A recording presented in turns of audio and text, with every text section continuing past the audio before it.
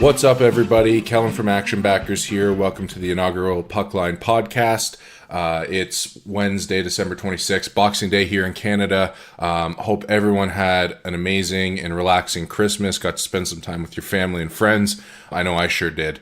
The only thing that was missing was hockey to bet on, so I'm really glad that tomorrow, the 27th, when this airs, there'll be tons and tons of games out, so I'll get into that a little bit more later. But first, I just want to give you a little bit background on what I'm hoping to do here.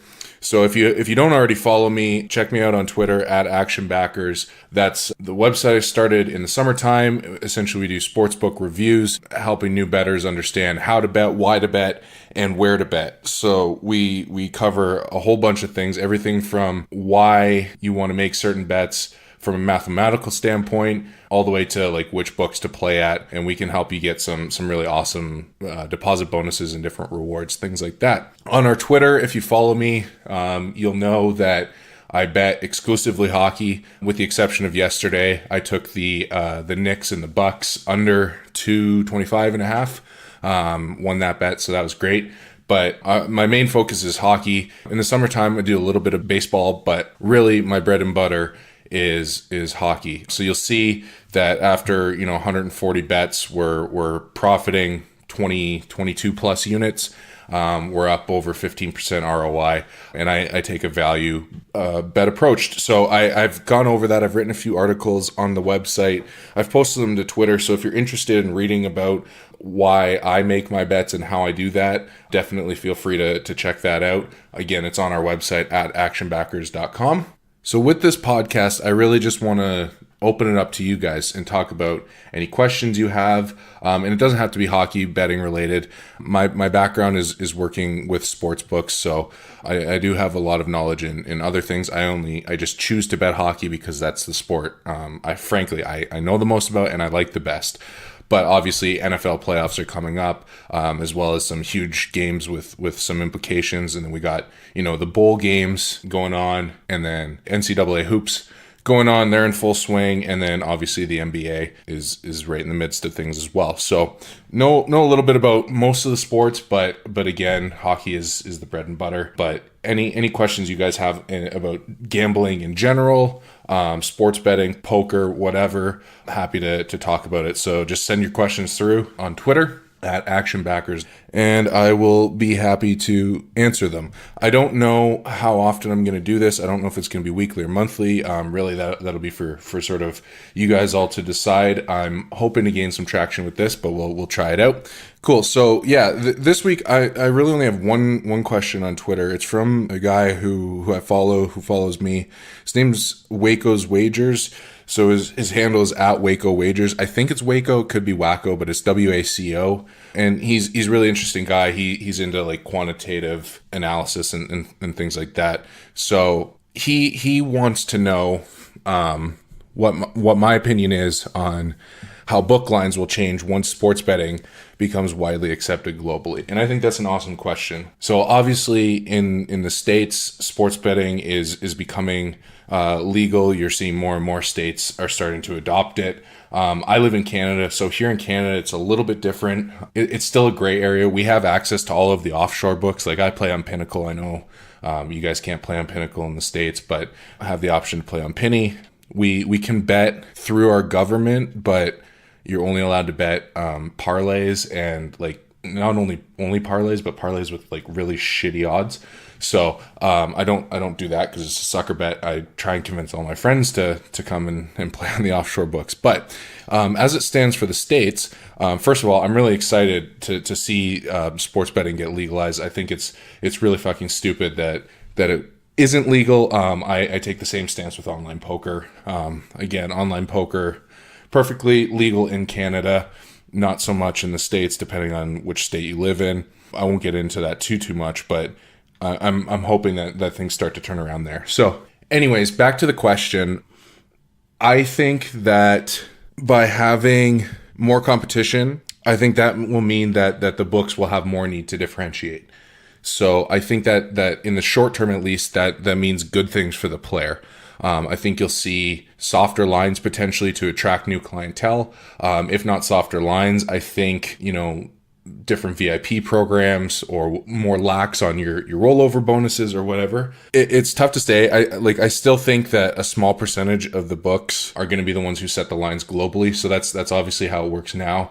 It's not one book like it used to be. I think like the Stardust used to set like the lines in Vegas like 15 or 20 years ago or something like that, and then everyone will copy. Now you'll see Bet Online will come out. They'll come out early.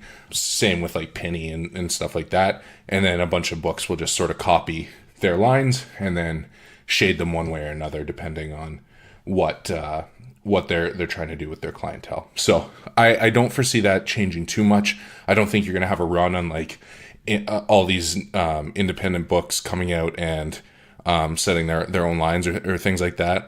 I think obviously like Will Hill will have something to say about it and a few of the other big books, but I don't foresee that causing too much issue. Now in the long term, who knows, right? Once they sort of establish a foothold and sort of nail down what their clientele is, then you might see some of the books get sharper and some of those promotions go away. Again, this is purely speculation, just going based on what I know from working closely in the industry. I've seen it go both ways. I've seen books who have amazing, take Pinnacle for instance. They have low juice, high limits, and they love, they keep winning players around, but they have no promotions or VIP programs or anything like that. Whereas, you get someone like a Bodog or Bovada, they're offering bonuses on everything. They're offering tons of reload bonuses. They have VIP programs, things like that. So it's something I don't think it's going to change too much, but I'm hoping it's again, I think it's only going to be good in the short term for sure. You can almost think of it like, if you're thirsty and you're going to go out and buy a I don't know, case of Coke or something like that, right? Like you can go down to your gas station right around the corner from your house and pick it up, but you can also still go to Walmart, right? So depending on what you want, maybe it's if you want the convenience and you're willing to pay a little bit more for it, you can get it from the gas station. If you like the deal and you want to save a couple cents or whatever, then you go to Walmart. It's the same product. Either way, you're still going to enjoy yourself and have what you were looking for in the end. It's not the best analogy, but it's the best I can do. So that's about all I have to say on that subject. Again, I think in the short term, especially, it will be good from purely from a value standpoint. I think having legalized sports betting from a legal standpoint, I think it's always good to have it available. I just think that it'll be the short term where the experienced bettors have the biggest advantage.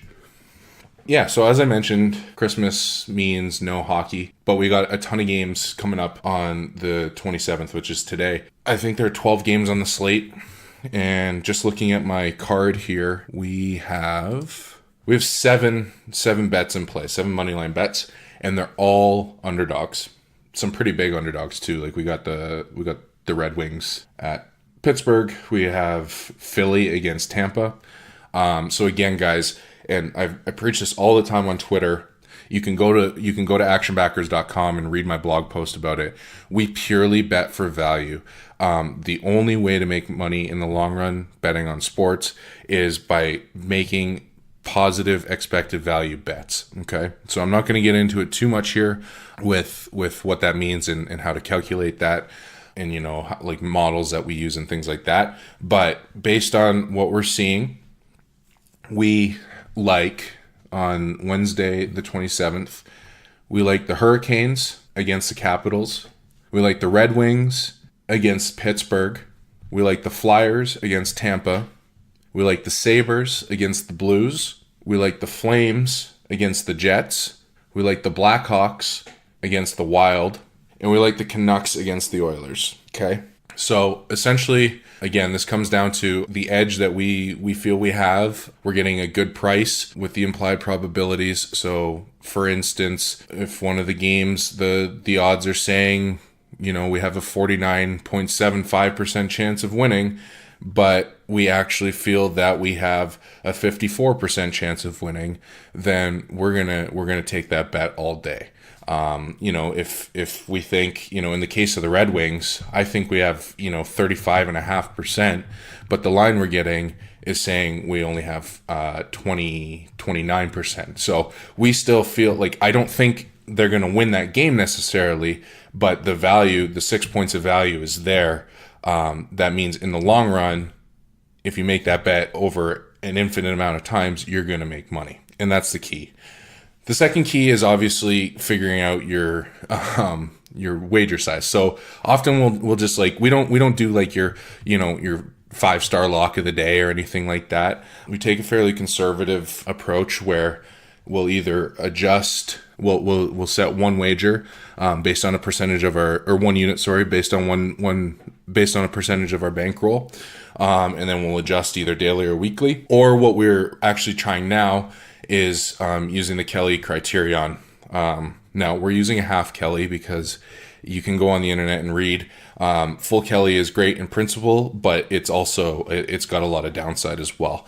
And when we're looking, especially with a lot of underdogs, we want to mitigate our drawdown essentially. So that's our premise. That's what we're using. So essentially, we're just using half Kelly, and we're only making positive expectation bets. So again, we post this on Twitter. We try to every day. Again, these are all free, or you can follow us. We throw out, we use the Action Network, which is no affiliation to us. I know we're Action backers. They're the Action Network. They have a really great way to track all of your bets for the day. So we're on there if you want to check us out. And like I said, we post every day on Twitter.